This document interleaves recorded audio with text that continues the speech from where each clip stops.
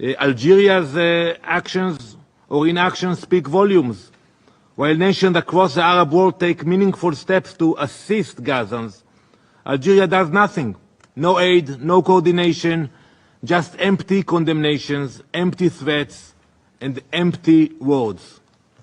After all, this is the same Algeria, ranked 164th in economic freedom, 140 out of 146 for gender equality, all with an astonishing 3.6 out of 10 score on the Democracy Index.